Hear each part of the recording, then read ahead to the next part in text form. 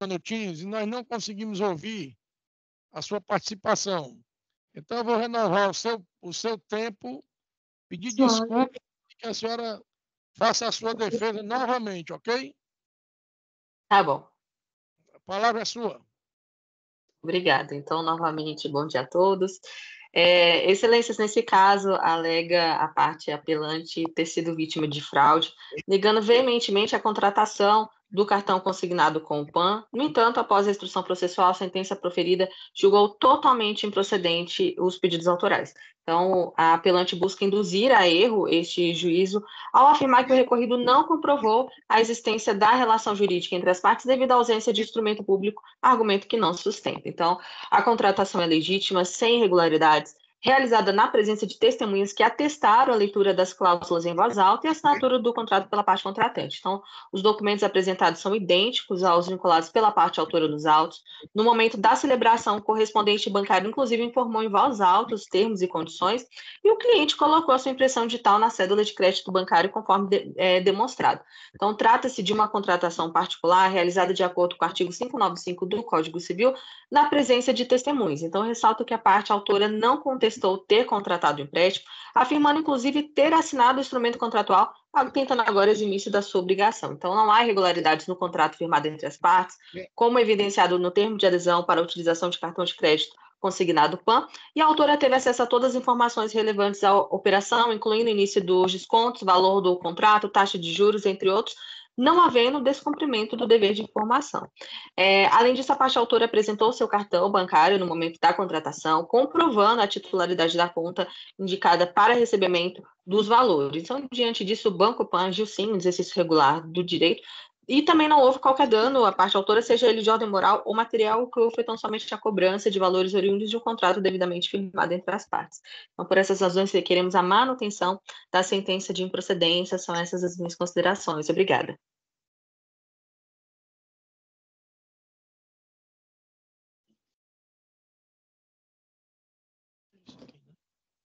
Bom, esse processo é da minha relatoria.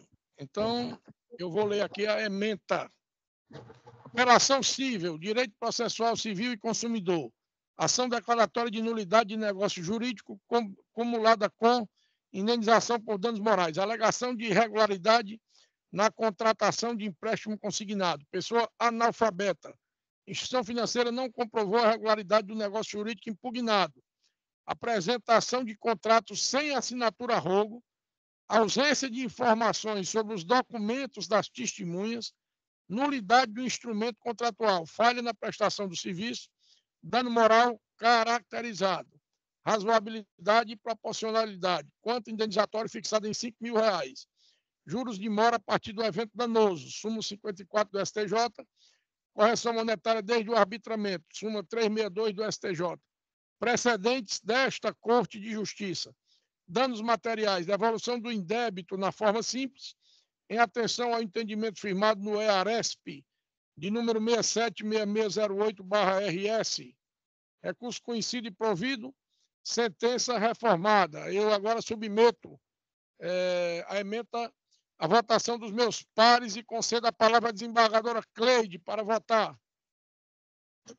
Confirmo o voto provisório e acompanho o relator.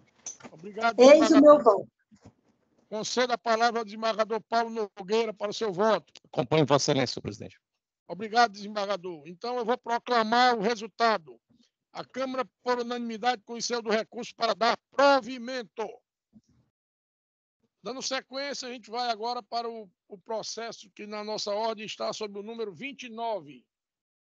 É uma apelação civil de número 0003475-67.2019. E esse processo é oriundo da Vara Única da Comarca de Palmirim. E o advogado, né? É o advogado que se inscreveu para fazer a sustentação oral, é o doutor Nicolas Salles Lopes Baldomar, inscrito na OAB de Sergipe, sob o número 739. Doutor Nicolas está presencial ou está virtual? Está ouvindo, doutor Nicolas? Não estamos lhe ouvindo. consegue me ouvir agora, Excelência? Agora sim, doutor Nicolas. Então, a palavra é Perfeito, sua por Excelência. 15 minutos.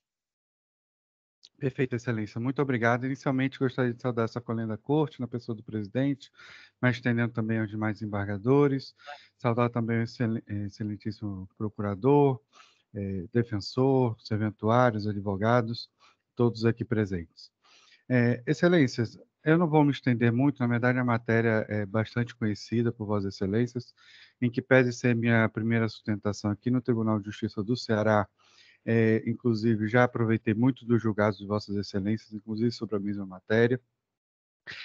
Trata-se de um contrato não reconhecido pela parte autora, que nesse caso, como muito bem pontuou o juízo de origem, né, na verdade as assinaturas são evidentemente iguais, tanto a da procuração quanto a do contrato, não havendo que se falar em qualquer tipo de ilicitude. É por essas razões, Excelência, que entende o banco que a sentença é sim justa, atendeu corretamente às provas dos autos, devendo, portanto, ser mantida.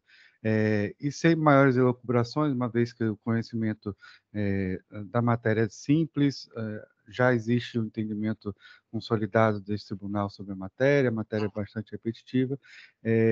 Suspendo minha fala apenas para solicitar que a sentença seja mantida e improvido o recurso da parte autora. Obrigado, Excelência.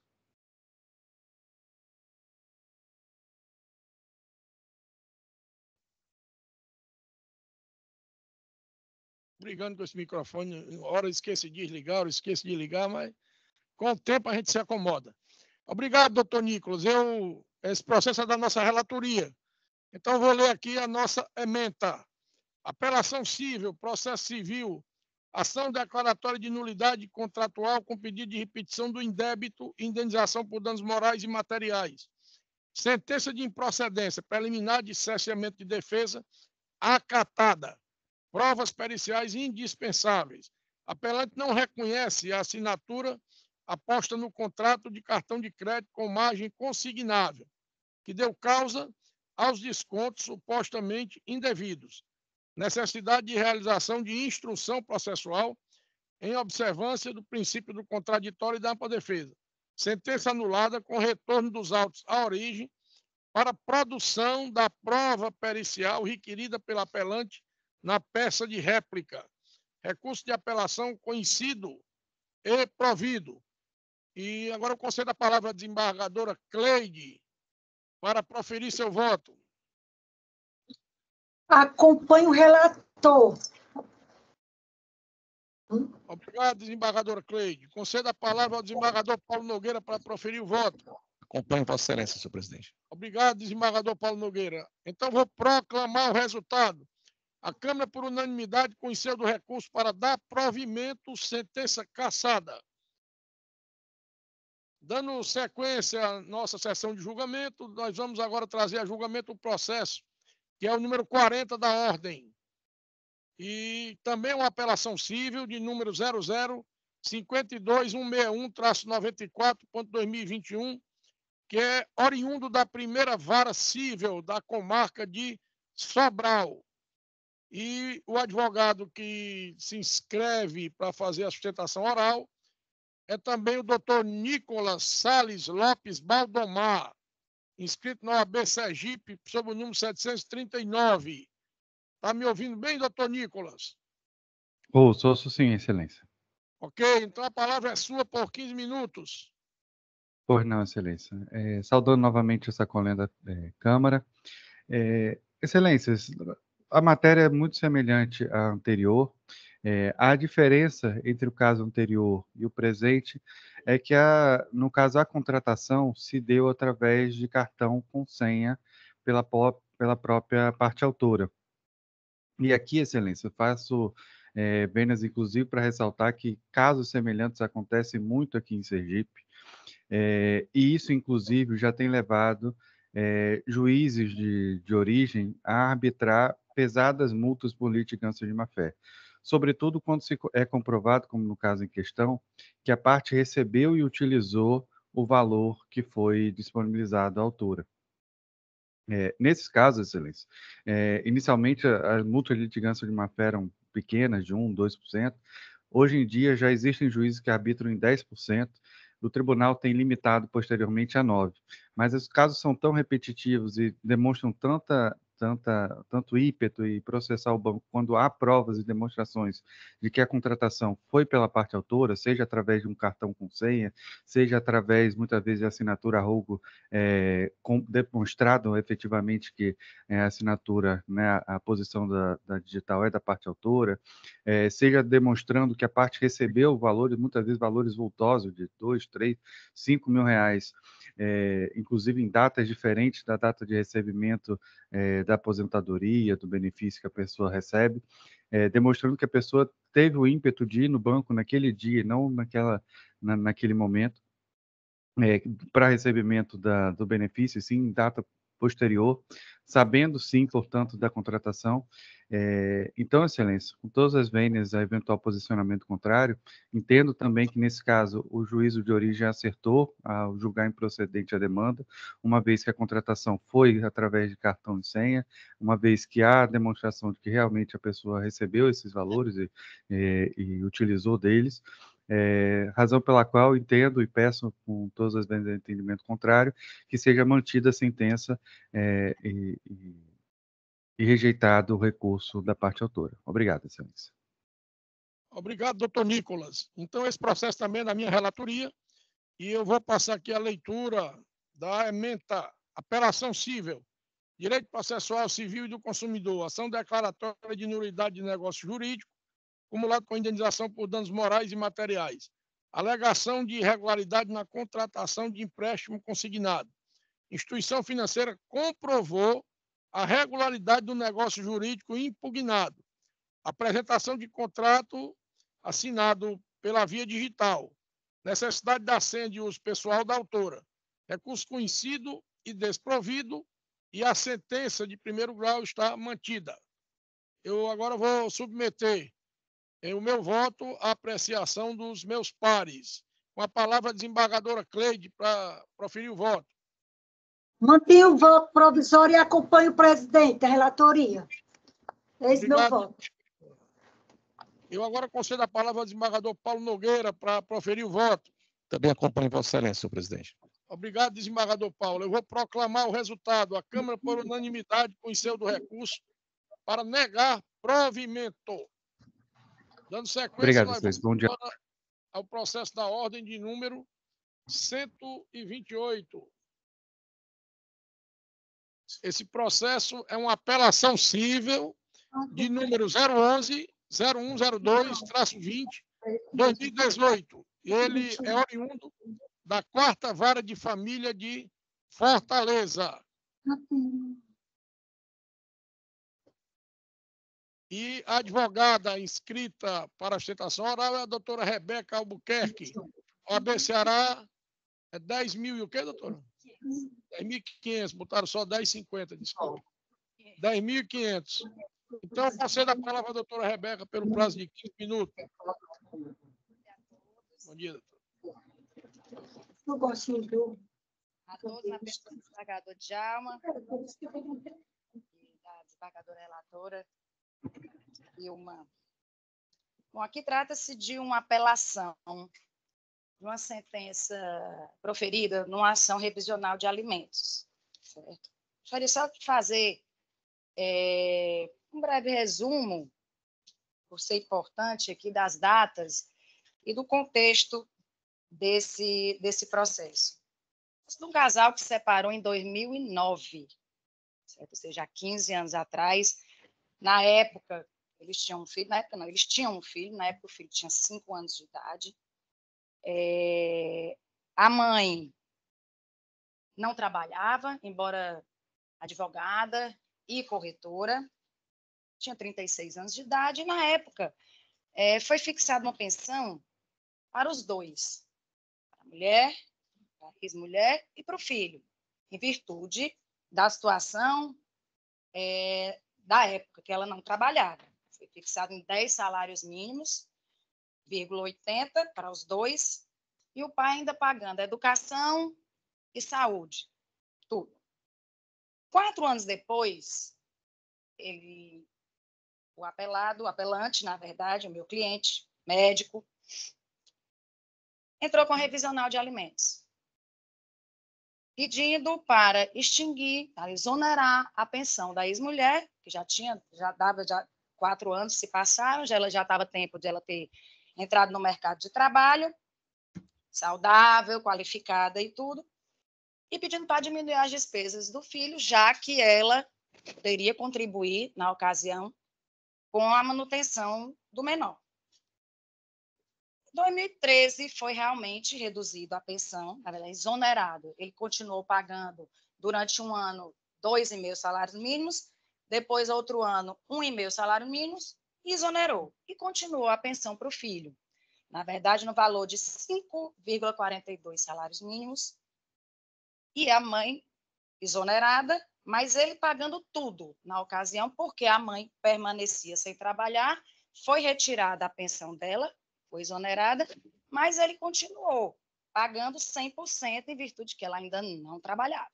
Isso em 2013. Ele já havia constituído nova família, estava com um filho menor, ok. Em 2018, passado 10 anos da separação, ingressamos novamente com uma revisional. O fundamento do seguinte: a pensão que ele estava pagando estava mantendo o filho e ela. A pensão no valor de R$ 5,42, R$ 6.300, e ele ainda pagava todas as despesas de educação e saúde, todas. E, na época, pediu-se uma tutela, 2018, 2019 foi dada uma tutela. Foi reduzido de 5,42 para 3,5, mantendo-se os pagamentos in natura. Na época, acertadamente, a juíza deu essa decisão interlocutória, reduzindo. Eu vou só ler aqui um trecho, porque é bem contextualiza essa situação. Ela colocou: plausível a tese de que a requerida, ex-cônjuge, deve incursionar no mercado de trabalho e contribuir para o sustento do filho, ainda que de forma proporcional à sua condição e formação. Ao que se percebe, o autor vem arcando com todas as despesas do menor. Isso em 2019. Ele já vinha arcando desde 2009 com as despesas, quando eles se separaram, quando ela estava sem trabalhar. Ou seja, 10 anos depois, ela permanecia sem trabalhar. E ele pagando 100% das despesas dos meninos, que além de ser, não era nem 100%, era 100% e ainda sobrava, porque nos cálculos, na despesa, na planilha elencada, tinha despesas de cachorro, tinha despesas de gasolina dela, porque ela alegava que deixava, passava o dia deixando, pegando. Tinha uma funcionária, tinha uma passadeira, ou seja, além das despesas do filho, tinha despesas da casa, nitidamente. E ela continua nessa decisão interlocutória. A juíza disse: a autor que nem tem plano de saúde e tem uma casa mantida pelo atual marido. E tem total dedicação ao filho. Esse encontra tempo para que ela não encontra tempo para trabalhar, porque fica levando e buscando para todos os cursos de física, aulas de extras, de escolas e etc. Foi reduzido. Depois teve uma audiência, depoimento pessoal, ela própria afirma: eu sou mãe, tempo integral, meritíssimo, não acho ruim, foi opção minha. Quando foi indagado quanto era tão absurdo a pensão, sobrava tanto, que foi indagado quanto é que realmente eram as despesas do filho. Ela pega e diz: eu nunca fiz esse cálculo exatamente. Eu não tenho ideia porque eu nunca fiz as contas. Se não fazia as contas, porque o dinheiro sobrava, como sempre sobrou. Em 2022, ou seja, depois de 14 anos de separação, veio a sentença. A sentença reduziu um salário mínimo do que o pai já vinha pagando.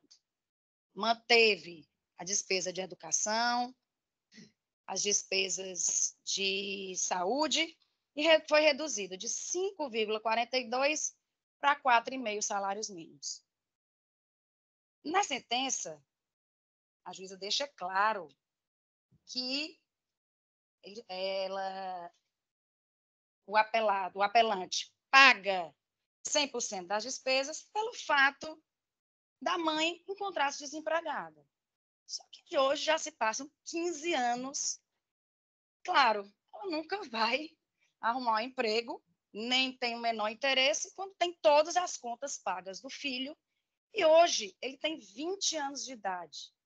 Então, não precisa mais dedicação de deixar e buscar. Ele já tem um carro próprio, ele faz faculdade, ele não depende mais absolutamente nada da mãe em relação a essa condução. E hoje ele ainda passa muito tempo com o pai. Então, o que se pede aqui, na verdade, é a redução dessa pensão que foi fixada, que está muito, muito, muito além das despesas do filho. Mas, notadamente, porque a mãe não está contribuindo. Hoje, ela tem 51 anos, da minha idade. Então, ela é advogada, é corretora, ela pode trabalhar. Então, ela tem obrigação de contribuir nas despesas do filho. Passou 15 anos sendo mantida, ela e o filho. Eu digo ela indiretamente, a pensão não era destinada a ela, mas ela realmente usufruía. E hoje, o apelante, ele é um médico, ele é ortopedista, ele trabalha de segunda a sábado, ele mora em apartamento alugado, ele nunca conseguiu. Hoje essa pensão dá mais de 10 mil reais, se juntar o in natura com o in pecúnia. Então, assim, chegou a hora, já passou da hora dela, da mãe, contribuir, porque já ele vai se formar e não vai nem precisar mais de pensão. Mas, por enquanto, realmente o apelante é sobrecarregado, sim, com essa pensão, nesse valor de 4,5 salários mínimos, mais todas as despesas, que no final dá, eu fiz a soma aqui, ultrapassa 10 mil reais. Só esses 4,5 salários mínimos dá 6.300 reais para um rapaz de 20 anos que mora com a mãe. E realmente hoje é muito cômodo. Aqui, nessas palavras dela, é muito claro. Eu fiz a opção de não trabalhar. Sim, se o pai fizesse a opção de não trabalhar, e aí ficaria como? Sim, porque tem ele para manter. Então, o que se pede aqui é a redução em relação a isso, para que a mãe contribua, se ela não quer trabalhar, mas ela tem que manter. Então, ela tem que dar conta realmente de manter o filho. E a segunda, o segundo fundamento também é que a juíza, ela, ao aplicar aqui a redução, mas apenas de um salário, ela considerou o desconto do imposto de renda que havia na época em relação à pensão alimentícia. Só que em 2022, o STF declarou inconstitucional e não incide mais. Então, só por esse fato já devia ser reduzida, porque, na verdade, houve um acréscimo. Ela deixou de pagar o imposto de renda, ou seja, o valor que supostamente seria para o imposto de renda está voltando também para ela. Seria por esse motivo. Pelo segundo motivo, que essas despesas, nitidamente, que tem nos autos a tabela totalmente superfaturada, estão realmente além das despesas, e também porque a mãe tem a obrigação de contribuir. E ela tem qualificação, é saudável para manutenção. Não é justo que o pai fique sozinho pagando como ele vem fazendo há 15 anos. Então, a gente pede uma redução aqui para 1,8 salários mínimos, fora o pai continua pagando todas as despesas de saúde e educação, e pedimos aqui a redução para 1,8 salários mínimos. É esse o pedido. Obrigado, doutora Rebeca. Esse processo é da relatoria da desembargadora Vilma Freire Belmino Teixeira. Aqui eu passo a palavra para ferir o voto. Bom dia.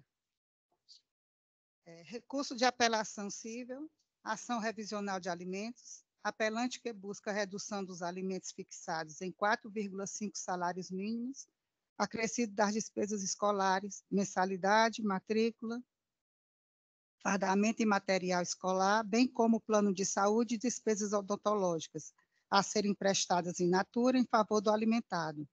Binômio, possibilidade e necessidade. No caso em tela, não se vê presente qualquer elemento de prova que possa efetivamente demonstrar uma alteração significativa na capacidade contributiva do autor, que é médico cirurgião ortopedista, de sorte a fundamentar a drástica alteração dos alimentos devido ao apelado, ou no eixo que ele assistia, nos termos do artigo 373, inciso 1º, do CPC, razão pela qual mantenho a sentença vergastada em todos os seus termos, apelo conhecido e desprovida, como eu voto. Ok, desembargadora Vilma. Então, eu vou dar a palavra à doutora desembargadora Regina Câmara. Seja bem-vinda, minha amiga Regina, para proferir o seu voto. Parabéns pela sua sustentação, doutora Rebeca, mas eu acompanho o voto da desembargadora Vilma, em sua íntegra. Obrigado, desembargadora. Eu também sou votante desse processo e eu também já confirmo o voto preliminar e acompanho integralmente o voto da nossa desembargadora relatora, que, aliás, é especialista em direito de família. Então, eu vou proclamar o resultado. A Câmara, por unanimidade, conheceu do recurso para negar provimento. As duas, né? Realmente, a Regina também é especialista em direito de família. Então, nós estamos bem servidos aqui. Vamos dar sequência à nossa ordem de votação e agora submeter à votação o processo que é o de número 69 da nossa ordem. É uma apelação civil número 054-5207-03.2012. Esse processo é oriundo da 18ª Vara Civil de Fortaleza. E quem se inscreveu para falar aqui no nosso plenário, fazer a defesa, é a doutora Tatiana Façanha Borges, OAB Ceará 36.007. E você tem a palavra, doutora Tatiana. Seja bem-vinda por 15 minutos. Bom dia, muito obrigada. Primeiramente, gostaria de saudar os digníssimos desembargadores e desembargadoras presencialmente e virtualmente, membro do Ministério Público, membro da Defensoria Pública, servidores e demais colegas que se encontram presentes e também virtualmente. Inicialmente, Vossas Excelências, eu gostaria de destacar que o presente caso decorre de um acidente de trânsito ocorrido em 24 de agosto de 2011, no qual a parte recorrente indica a responsabilização do fato ocorrido, imputando à empresa de ônibus recorrida. Por conta desse fato, a parte recorrente requisitou em sua exordial a fixação de indenização material, moral e também de pensão. Ocorre que, conforme bem destacado durante a sentença de piso, o magistrado verificou que, durante a documentação lastreada pela parte autora, as folhas 8 e 27, não houve efetivação de comprovação da culpa da recorrida. Eu gostaria de destacar, Excelências, inclusive, o trecho das folhas 289 e 290 da sentença, que fez a seguinte correlação. Com efeito, encerrada a fase de instrução, o autor não conseguiu demonstrar de forma satisfatória que o preposto do requerido tenha sido responsável ou mesmo que tenha havido culpa concorrente do mesmo no atropelamento que o vitimou. Desse modo, não pode ser atribuída ao requerido a responsabilidade pelos danos narrados na inicial. Os elementos de prova não permitem concluir que houve culpa do funcionário da requerida, já que não foi demonstrada conduta dolosa ou mesmo culpa em qualquer de suas modalidades.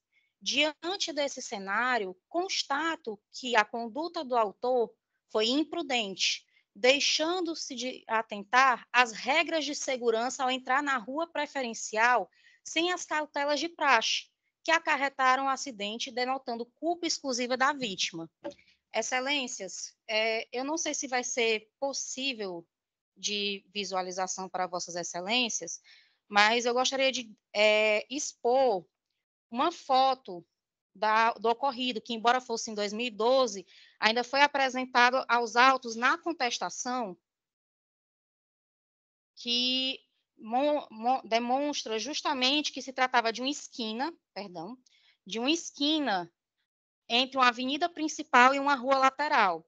Inclusive, no Google Maps, acessando hoje, é possível visualizar como era essa avenida em 2012, período do ocorrido.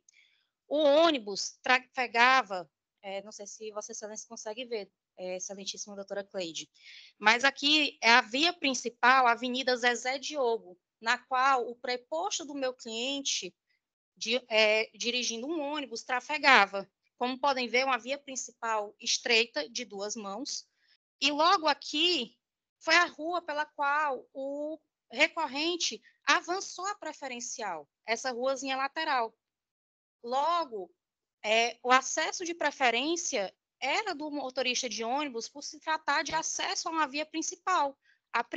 Ele já estava na via principal e trafegava. O acesso dele era a preferência. Todavia, quando ele veio dessa rua, não se atentou para a preferência do ônibus, que o ônibus já estava em sua preferência e avançou, acarretando no acidente. Como podem ver, a ruazinha é um acesso lateral. Logo, pelas leis de trânsito, quem vem da rua lateral é que tem que se atentar em quem está na preferência. Não há que se falar que o preposto da promovida acarretou na causa do acidente.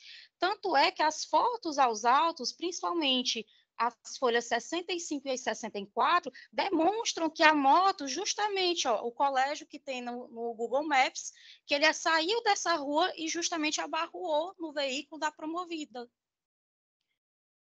Dados esses fatores, excelências, eu gostaria de destacar também o entendimento deste tribunal, que embora não seja um julgado desta eminente Câmara, é um julgado da primeira Câmara de Direito Privado, proferido em 16 de junho de 2021 pelo eminente relator Heráclito Vieira, no processo 090 9002 07 2012, no qual o eminente relator fez o seguinte destaque em sua ementa: colisão envolvendo veículo de grande porte e bicicleta conduzida pela vítima, ciclista que se deslocava na contramão da via, desfazimento do nexo de causalidade ante a culpa exclusiva da autora, não cabimento do dever de indenizar, apelação conhecida e desprovida. No recurso, a apelante defende a reforma da sentença com fundamento a: no fato de o funcionário da empresa conduzir ônibus com imprudência ao avançar a ordem preferencial para a manobra na rua. B, na responsabilidade objetiva aplicável ao caso, de que não seria necessária a demonstração do elemento subjetivo. C, na necessidade de reparação estética, material e moral, em razão das sequelas permanentes originadas no infortúnio. A análise da hipótese sob exame leva à inteligência do Código de Trânsito Brasileiro, que em seu artigo 58, parágrafo único, estabelece que a circulação das bicicletas deverá ocorrer em igual fluxo determinado. Todavia, o conjunto probatório acostado não refletiu que a situação se amoldaria à condução de bicicleta em faixa exclusiva, havendo inclusive parecer técnico emitido pela perícia, concluindo que o acidente decorreu na contramão pela autora, ato que é considerado infração. Portanto, a ação exclusiva da vítima dando causa ao sinistro rompe o nexo de causalidade. Excelências, em nenhum momento a parte autora apresentou prova contundente da responsabilização do motorista de trânsito no ocorrido. Inclusive, foram feitas algo em torno de 3 ou 4 tentativas para ouvir a testemunha arrolada por esta, e ela se evadia. Inclusive, a única testemunha que foi realmente ouvida em depoimento foi o motorista, que atestou justamente esse avanço de preferencial, que as provas, as fotos comprobatórias na contestação atestam esse avanço de preferencial. Não sendo possível imputar realmente uma responsabilização ao motorista, além do fator também que, caso não entendam dessa forma, a parte autora recorrente em nenhum momento apresentou documentalmente os danos que ela diz sofrer. Não apresentou nenhum gasto médico, nenhum comprovante de pagamento, nada no sentido. Ela meramente apresentou laudos médicos e um boletim de ocorrência que foi feito quase um mês depois. Ou seja, normalmente em situações como essa, é feito um boletim no local para ser realmente considerado de fato pelo policial que está no local e visualizando a situação, ou pelo menos uma perícia. E não ocorreu nenhuma dessas situações no caso em comento. Motivo pelo qual, excelências, eu rogo para que seja mantida a sentença de improcedência, tendo em vista a ausência de comprovação da culpa e ainda mais considerando a excludente da culpa exclusiva da vítima. Muito obrigada. Obrigado, doutora Tatiana Borges. Eu concedo a palavra à desembargadora Cleide Alves de Aguiar, que é a relatora do processo, para proferir o voto. Parabenizo a doutora Tatiana pelas palavras na sustentação oral, de forma bem clara, concisa. Como é um caso simples, passo ali a proposta de emenda. Apelação civil, direito civil e processual civil, ação de reparação civil, acidente de trânsito, colisão entre ônibus e motocicleta, acervo probatório dos autos insuficiente, ausência de testemunhas oculares, nexo causal entre a conduta e os danos alegados não comprovado, recurso conhecido e desprovido, sentença mantida, honorários majorados. Obrigado. Obrigado, desembargadora Cleide. Eu agora vou conceder a palavra ao desembargador Paulo Nogueira para proferir seu voto. Eu, senhor presidente, acompanho a relatoria. Obrigado, desembargador. Conceder a palavra à desembargadora Vilma Teixeira para proferir o seu voto. Senhor presidente, eu confirmo o voto provisório e acompanho a relatora. Obrigado, desembargadora. Eu vou agora proclamar o resultado. A Câmara, por unanimidade, concede o recurso para negar provimento. Parabéns, doutora Tatiana Borges. Muito obrigada e tenham todos um bom dia. Vamos dar sequência à nossa ordem de julgamento e vamos trazer para julgamento o processo de número 87 da nossa ordem. Esse processo é um agravo de instrumento de número 063 2363-80.2022, oriundo da 21ª Vara Civil da Comarca de Fortaleza. E o doutor Antônio Carlos Alencar Rebouças, OAB Ceará 18778, é quem, representando o agravante, é quem vai fazer a sustentação oral. A palavra é sua, doutor Antônio Carlos. Excelentíssimo senhor presidente, desembargador dessa colenda Câmara, desembargador Djalma Benevides, excelentíssimo senhor desembargador relator, desembargador Paulo de Tarso, excelentíssima senhora desembargadora Vilma Belmino e desembargadora Regina Câmara, são rostos conhecidos, né, das varas de família, realmente muitos anos de atuação junto a essas excelentes magistradas. E excelente desembargadora, excelentíssima senhora desembargadora Cleide Alves, que estimam aqui suas melhoras, sua recuperação mais pronta possível.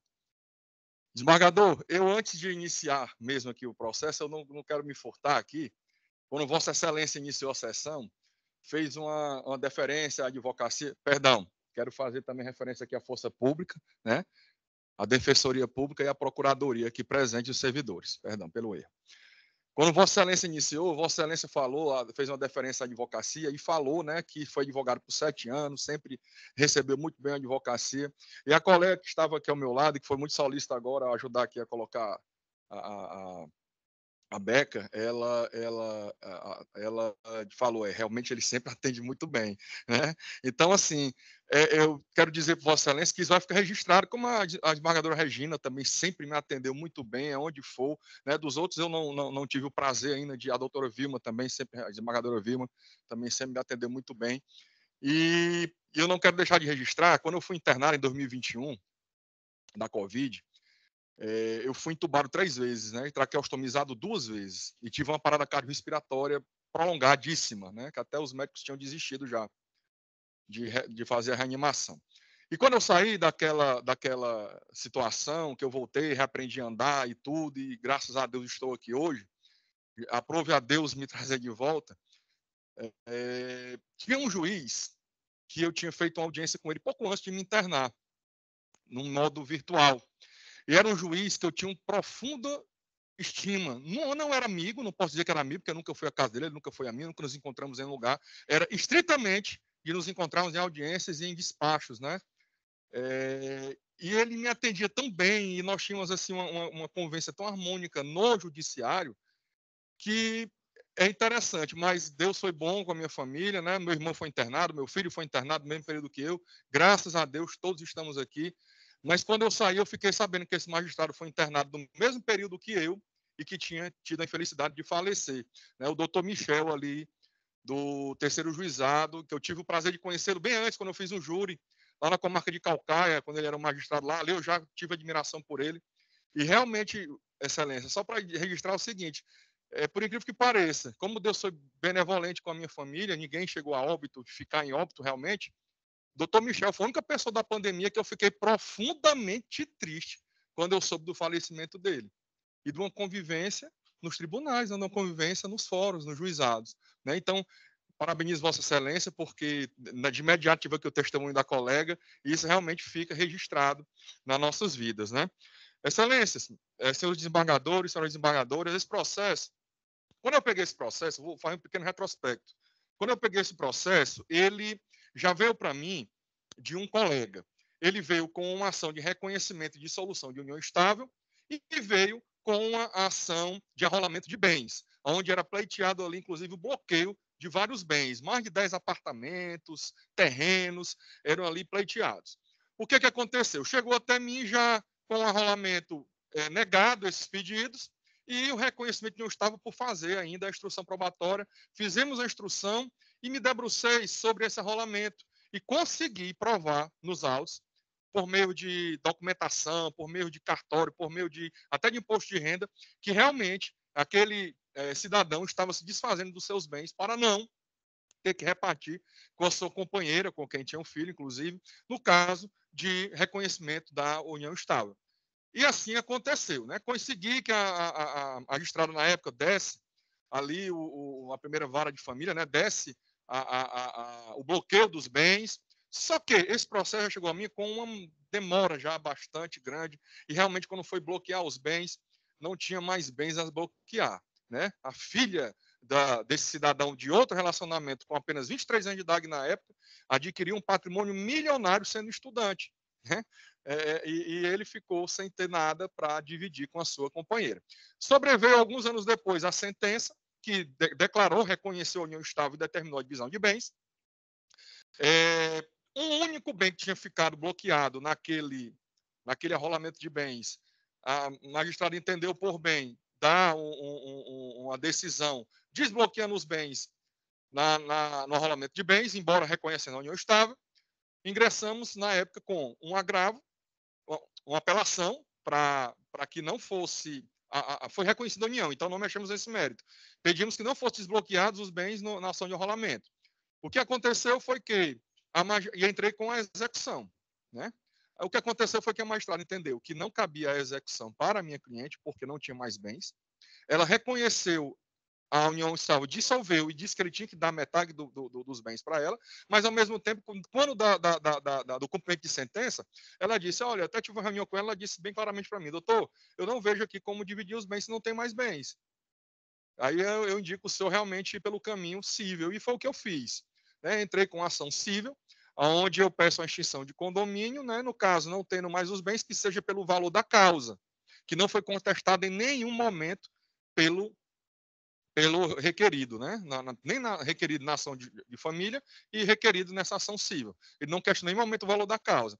E a execução dos honorários pôde prosseguir, né, o cumprimento na vara de família, porque era sobre o valor da causa, que não foi questionado, então eu entrei com a ação pelo valor da causa na vara civil e pedi uma cautelar, uma tutela de urgência, para bloquear esse único bem, né, que aí foi desprovido a apelação, mandou desbloquear os bens, né, lá na ação de família, e quando eu entrei com essa cautelar, com esse processo civil, eu pedi uma cautelar, uma tutela de urgência, para bloquear esse único bem, para que não fiquemos, Vossas Excelências, seu desembargador relator, nós não fiquemos com aquela frase terrível para a justiça de pega essa sentença tão bonita, coloca no quadro e pendura na parede, como eu já vi, infelizmente, algumas pessoas falarem, porque essa senhora realmente ficou sem nenhum bem, ela só tem um filho desse relacionamento, ela não tem nenhum bem, ela não tem pensão para ela, tem uma pensão para o filho ínfima,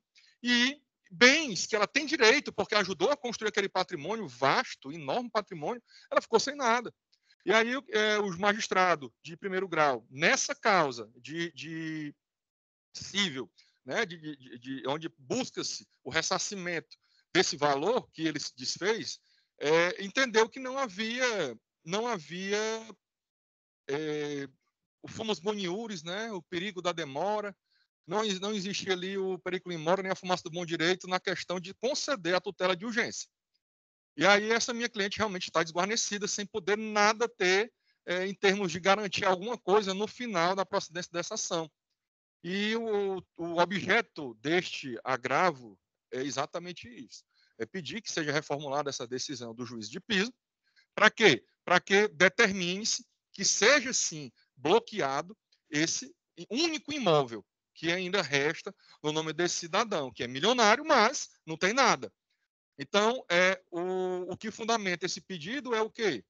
A fumaça do bom direito. Ela ganhou o processo na vara de família, dizendo que ela, sim, viveu em união estável com esse cidadão, dizendo, sim, que ela tem direito à metade dos bens, que estava lá devidamente quantificado, um por um, e quantificado em valores, no valor da causa, que não foi questionado em momento algum o valor da causa, né? Transtou em julgado isso aí, e essa é a fumaça do bom direito, e que ele se desfez de tudo. Ele se desfez de tudo. Né? E o perigo in mora? Exatamente, ele já até se desfez de tudo. A única coisa que ele não conseguiu se desfazer, sabe-se lá por quê, acho que são tantos bens que nesse ele enganchou, foi esse terreno. E aí pede-se exatamente o bloqueio desse imóvel, para poder ela ter algum direito, algo, quando terminar, né, esse processo. Porque meus honorários sucumbenciais é de 2 milhões, a ação de cobrança de honorários sucumbenciais. Mas eu sei que eu não vou ver esses 2 milhões nunca. Né? Se eu visse. Mas eu sei que eu não vou ver esses 2 milhões nunca. Né? Esse cidadão realmente ele conseguiu, devido à demora, até chegar a mim, tudo, lapidou tudo, ele não tem mais nada, é um milionário que não tem nada. Né? Então, meu pedido é esse, que seja realmente mudado a decisão de primeiro grau para que seja gravado com inalienabilidade e transferibilidade este único imóvel que ainda está em nome desse cidadão. E muito obrigado pela atenção. Obrigado, doutor Antônio Carlos Rebouças. Esse processo é da relatoria do desembargador Paulo de Tarso Pires Nogueira, quem concede a palavra para o voto. Pois não, senhor presidente, muito obrigado. Bom dia, doutor Carlos Rebouças. Eu vou ler aqui a proposta de emenda. Civil e processual civil, ação de indenização por danos materiais, combinado com danos morais. Decisão interlocutória em sede de primeiro grau, quem deferiu a liminar. Inconformismo da parte autora contra a negativa da tutela. Não preenchimento dos requisitos previstos no artigo 300 do CPC. Dúvidas quanto à probabilidade do direito e ao perigo de dano ou risco ao resultado do último processo. Necessidade de instrução probatória, recurso conhecido e desprovido, decisão mantida, é assim como eu voto, senhor presidente. Obrigado, desembargador Paulo Nogueira. Eu concedo a palavra à desembargadora Vilma Teixeira para proferir o seu voto. Senhor presidente, eu confirmo o voto provisório e acompanho o relator. Obrigado, desembargadora. Conceder a palavra agora à desembargadora Regina Câmara para proferir o seu voto. Eu confirmo o voto provisório e acompanho o relator. Obrigado, desembargadora Regina. Eu vou, então, proclamar o resultado. A Câmara, por unanimidade, conheceu do recurso, no caso é um agravo de instrumento, para negar provimento, ok? Bom, então não temos mais nenhum processo com sustentação oral.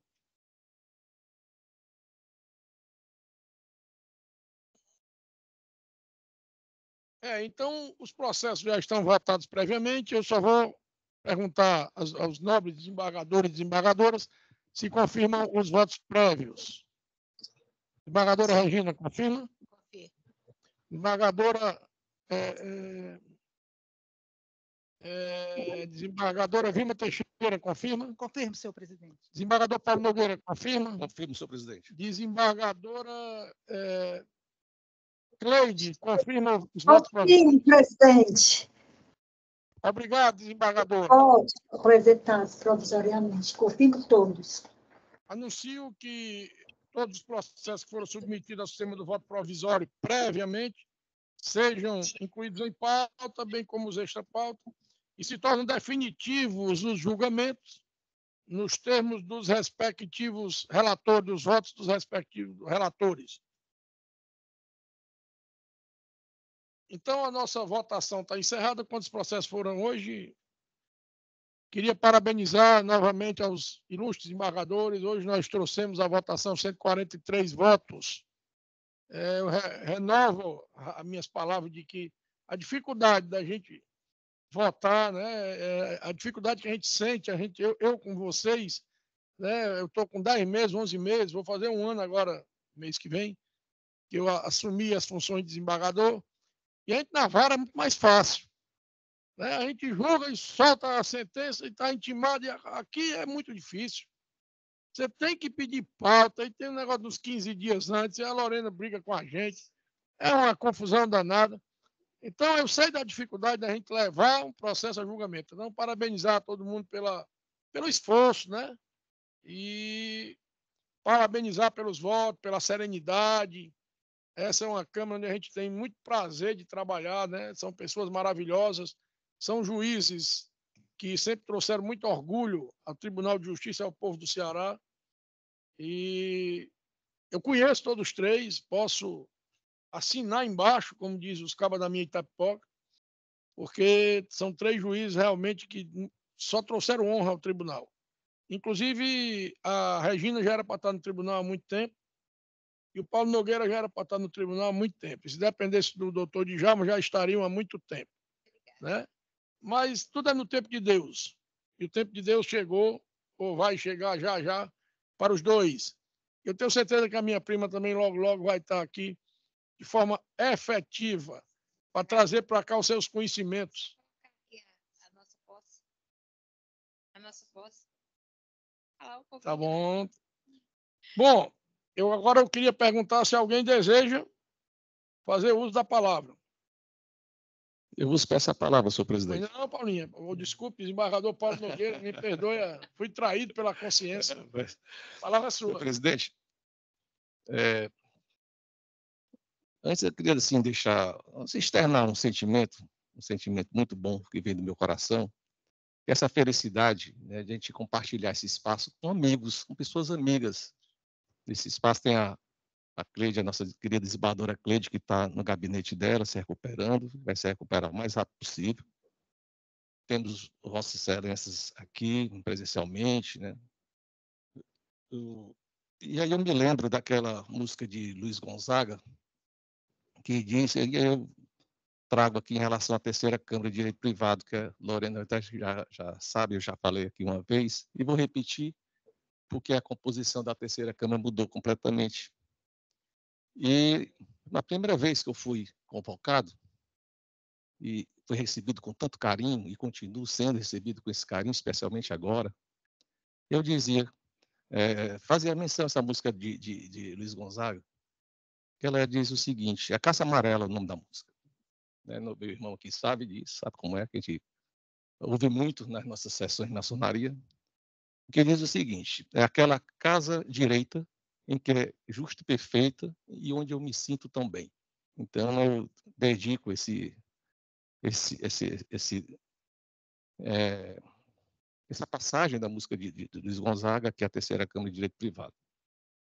Então, senhor presidente, eu queria renovar meu bom dia, um abraço e meu agradecimento especial a Vossa Excelência. Um abraço também especial às minhas queridas amigas, desembargadoras, a desembargadora Cleide Aguiar, a desembargadora Vilma Teixeira, a desembargadora Regina Câmara, a meu colega de faculdade, Dr. Carlos George, estudamos juntos na faculdade, e ao meu querido amigo Francimauro Ribeiro, que lá da Procuradoria de Justiça, meu querido amigo, gosto muito do Francimauro. E também saudar aqui a doutora Lorena, servidores aqui do tribunal, do gabinete, sargento que está aqui presente, representando a nossa gloriosa Polícia Militar. E eu ia ser rápido, porque eu não poderia de consignar, de trazer uma situação muito gostosa aqui para nós dois, aqui, especialmente eu e Regina Câmara. E sexta-feira agora, próximo, né, dia 5 de abril, nós estamos completando 31 anos de magistratura. Né? E Vossa Excelência não estava presente aqui no comecinho, chegou mais cedo, a gente estava comentando que no dia 5 de abril de 1993, nós fomos tomar posse juntos. Ela em Parambu, eu em Aiuaba, e nós fomos no avião de carona, um avião com o deputado Júlio Rego, e o Feitozinho, vocês vão ser, eles lembram. Essa viagem foi bem interessante, porque o avião deu problema lá, não sei quantos mil pés, e o Feitozinho disse logo, que o Feitozinho, onde o Júlio Rego ia, ele ia também junto, né, para passear. E ele chegou, botou a mão na cabeça e disse, não sei nem o que eu estou fazendo aqui, deputado Júlio Rego, não era nem para eu ter vindo. E aquele problema na aeronave, aquele voo preocupante, né? O copiloto segura da porta, havia aquela confusão. O certo é que nós assumimos juntos, né, nesse 5 de abril de 93, e a felicidade de estar aqui, né, com ela, com Vossa Excelência, com a minha querida amiga Vilma, né, e tenho muita saudade do Teixeirinha, né, muito amigo da minha irmã, e da Cleide, que é uma pessoa que a gente tem um carinho enorme, uma pessoa maravilhosa, casada com, eu digo que é minha prima também, porque é casada com meu primo, né, o Getúlio. Então, é por isso que eu estou falando, desse local gostoso de trabalhar. Você sair de casa para ir trabalhar num ambiente como esse é muito bom. Chega cedo, eu diria que chega cedo porque fica com aquela vontade de ir ao fórum e ir lá, né, ter esse prazer de encontrar esses amigos, os verdadeiros amigos. Então, eu queria registrar isso também, antes de assumirmos que tudo indica, né, se Deus quiser, se de tudo der tudo certo, assumimos a magistratura, estamos aqui convocados no mesmo ambiente, na terceira Câmara, né, sendo acolhido por esses braços dos amigos aqui, e se Deus quiser, dando tudo certo, assumiremos também o Tribunal de Justiça juntos. Então, isso tem um simbolismo muito legal, né? É isso, presidente, em relação a isso, eu acredito que posso estar aqui também emocionado, e às vezes a gente esquece um pouco das palavras, mas dizer da satisfação de ter aqui o meu amigo, o companheiro Carlos George, que presencialmente, a Regina aqui também é a primeira vez, né? A Vilma já tivemos o prazer de tê-la aqui na terceira Câmara, Vossa Excelência como presidente, meu amigo, meu irmão, né? Vossa Excelência disse meu irmão de sangue, e isso de coração. Sangue passa pelo coração, né? Então, nós somos irmãos de coração, então, nós somos irmãos de sangue. E a minha amiga querida, minha prima, a doutora Cleide Aguiar. Senhor presidente, eu estou satisfeito, muito obrigado pela oportunidade. Obrigado, desembargador Paulo. Desembargadora Regina. E agradecer a recepção calorosa que eu recebi nessa Câmara. Estou muito satisfeita e espero que assuma realmente, definitivamente. Foi uma felicidade para mim tomar posse com o Paulinho e a segunda vez, se Deus quiser, na hora de Deus, né?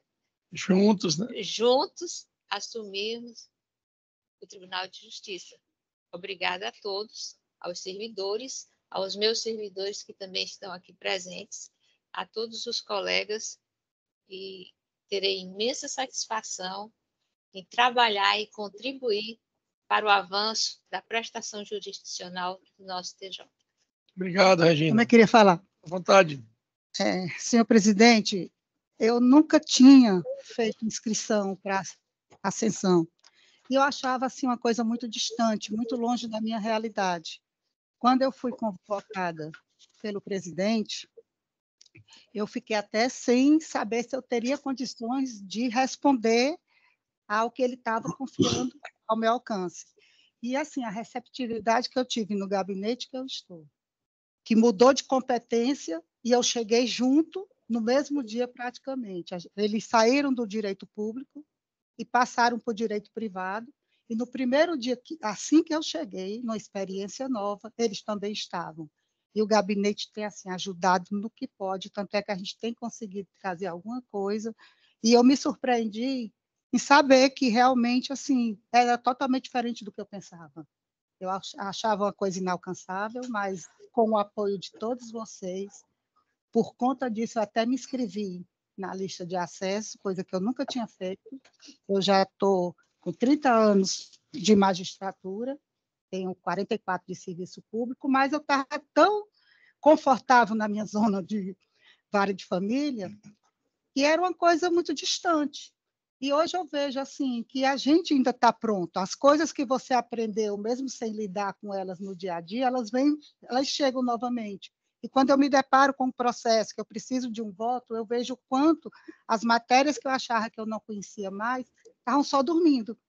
Então, eu acho que realmente é um desafio que o desembargador Abelardo, desembargador-presidente, me fez voltar à vida, principalmente por tudo que eu passei no ano de 2021, eu já me achava só esperando o tempo mesmo passar. E, assim, é uma grande satisfação eu ficar aqui olhando para a tela e ver meu grande amigo Francimauro, porque meu primeiro júri eu fiz com ele, que e é um grande amigo, assim, uma pessoa que realmente eu prezo muito, e fiquei muito feliz de encontrar com ele hoje aqui. Eu só queria registrar o quanto eu me sinto satisfeita e realizada com o apoio de todos vocês. Obrigado, desembargadora. Alguém mais quer falar? Desembargador, feita dispenso hoje, mas registro a minha alegria de estar com vocês. Vou sair daqui agradecendo a Deus. Obrigado, desembargadora Cleide. Eu acho que a Regina Câmara e o Paulo Nogueira precisam receber um grande afago do Tribunal de Justiça, porque receberam como primeiras comarcas Aiuaba e Parambu. Pelo amor de Deus, né? Precisa de um afago. Mas, Paulo Nogueira, desembargador Paulo Nogueira, perdoe, eu já estou sendo traído pela consciência novamente, pela amizade que nos une, que me dá a liberdade até de lhe chamar dessa forma carinhosa. Mas, realmente é um prazer trabalhar nessa Câmara. A gente sai de casa, aqui não existe adrenalina, aqui não existe desconforto, aqui não existe desunião. Se o Paulo Nogueira pede vista de um processo meu, isso me orgulha, porque se ele diz que eu errei, ou eu aprendo com ele, ou eu convenço o Paulo, ou ele me convence. E aí a gente cresce juntos. Né? Eu já vi casos de pessoas que ficaram nervosas, que alguém pediu vista de um processo. Se não puder pedir vista, se não puder discordar, é melhor encerrar a Câmara e cada um vota por si. Nós somos um colegiado. E no colegiado, cada um tem a sua opinião. Nem eu não sou obrigado a ter a opinião da Vilma e da Regina, do Paulinho e da Cleide. E eles também não são obrigados a ter a minha opinião. Notadamente que a gente quase sempre vota com os relatores porque os votos são perfeitos. Os votos são elaborados com muito cuidado, os votos com muito conhecimento de causa. E não tem o que a gente arguir contra esses votos, a não ser acompanhar integralmente o voto dos relatores. Mas é um prazer a gente estar aqui, né? O Ministério Público tão bem representado, aqui a nossa Procuradoria, e também a Defensoria Pública tão bem representada. Eu queria destacar aqui a presença hoje, né, do meu amigo, meu companheiro de luta durante muitos anos, doutor Emanuel de Castro Pinto, nosso procurador de justiça. E que eu sempre digo isso, Emanuel, você, das 5 estrelas do Ministério Público, você está no meio.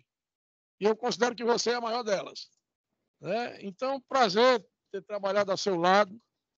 Você é uma pessoa que encarna aquilo que eu chamo do melhor procurador, do melhor promotor. Porque o melhor promotor não é só o que acusa. O melhor promotor é o que realmente separa o joio do trigo. O Emanuel faz isso com maestria, com conhecimento, com esse jeito aí de padre, com essa calma, com essa tranquilidade, com essa educação. E todo mundo fica, né, realmente se torna um amigo do Emanuel, se torna um admirador, o juizado, as pessoas, os funcionários, porque o tratamento dele é esse, essa educação, essa forma carinhosa. Então, agradecer a todo mundo, registrar aqui também a presença de uma das figuras destacadas da nossa Ordem dos Advogados do Brasil, do Ceará, que ingressou agora na nossa sala. E estou sabendo aqui que meu amigo Fracimauro Gomes Ribeiro também quer dar uma palavra. A palavra é sua, Fracimauro. Bem rápida, desembargador Djalma, apenas para agradecer o seu carinho, como sempre, em relação ao meu nome. Me permita chamar de Paulinho, viu? Paulinho, trabalhamos juntos, assim como a Vilma, que é uma grande amiga, estreamos juntos no júri, eu nunca esqueci dessa estreia maravilhosa. A desembargadora Cleide, eu não tinha ainda o prazer de conhecê-la, mas o meu carinhoso abraço, assim como a desembargadora Regina Câmara. Desejo sucesso a todos e que, na hora e no tempo de Deus, vocês estejam conosco e, de preferência, na terceira Câmara Criminal, terceira Câmara de Direito Privado, porque aqui eu me senti em casa. E, para finalizar, mandar um grande abraço para o meu amigo Emanuel, que se encontra aí com vocês. De fato, desembargador Djalma, faço minhas as suas palavras. Se trata de uma pessoa que eu tenho o mais profundo respeito pelos seus conhecimentos e também como pessoa humana. O meu grande abraço ao Emanuel e faço aqui uma promessa, se Deus permitir, na próxima sessão estarei aí presente com vocês para dar um abraço em todos. Obrigado, professor. Um bom dia a todos e até a próxima sessão. Será muito bem-vindo. Presencialmente, já estamos lhe aguardando. Obrigado. Então, alguém mais quer falar? Pois não. Bom dia a todos mais uma vez. Desembargador, eu queria dar boas-vindas aqui, porque nós, na Defensoria, nós fazemos um rodízio. A cada 3 meses eu fico com 1 mês e os 2 colegas os outros meses. Embora eu estando aqui já desde 2015, que eu estou antes era a 6ª Câmara de Direito Civil, agora é a 3ª Câmara de Direito Privado. Então, a rotatividade é muito grande e sempre, ultimamente, quando eu estou vindo participar das sessões, sempre tem desembargador novo, né? Sempre tem desembargador novo aqui. E dá as boas-vindas à desembargadora Vilma, à desembargadora Regina, à desembargadora Cleide, que é a irmã da minha colega Cristina, com quem eu divido a sala. E, brevemente, parabenizar aqui o desembargador Paulo e a desembargadora Regina, que brevemente, com a graça de Deus, o Tribunal de Justiça, definitivamente. Amém. Parabenizar aqui, dar um bom dia também para o meu querido Francimauro e ao doutor Emanuel, que está aqui presente, representante do Ministério Público, e fazer só um pedido, que eu sempre faço, mas esse pedido parece que não está surtindo muito efeito, não. Sempre quando assumo um desembargador aqui, principalmente de titularidade, como já estou desde 2015, eu rogo para eles, fiquem na terceira Câmara de Direito Privado. Desembargador, para aproveitar o desembargador Paulo, que se sente bem aqui, desembargador, fique aqui. Ó. Permaneça, né? Permaneça aqui. E eu só testemunho, desembargador Djalma, que essa Câmara, que Defensoria Pública, processo tem demais. Eu sou um testemunho que o número de processos julgados estão aumentando exageradamente na terceira Câmara de Direito Privado. Obrigado. E eu louvo aqui e parabenizar a Vossa Excelência pelo trabalho que estão desempenhando e que estão mostrando resultado para o jurisdicionado. Então, era só para parabenizar os outros desembargadores. Obrigado. Alô. Alguém mais quer fazer uso da palavra? Então, eu abraço a todos e declaro encerrada a nossa sessão com orgulho pelo número de votos que foram trazidos e votados, né? Para nós é um orgulho ver que, como disse o doutor Francimauro, que todo mundo está se empenhando ao máximo, todo mundo está procurando cumprir as metas, todo mundo está procurando trazer votos, né? Porque realmente a missão é espinhosa, né? Eu até confesso que eu tinha outra imagem do desembargador, né? Eu vi assim um homem sentado numa cadeira bonita, né? Olhando a banda passar e sem trabalhar muito, mas eu tenho que trabalhar 3 vezes mais do que quando eu era juiz, rapaz. Né? Já tô... Então, que bom que todo mundo está empenhado, vestindo a camisa com o mesmo ideal, né? E um abraço a todos e até a próxima sessão, se assim Deus o permitir.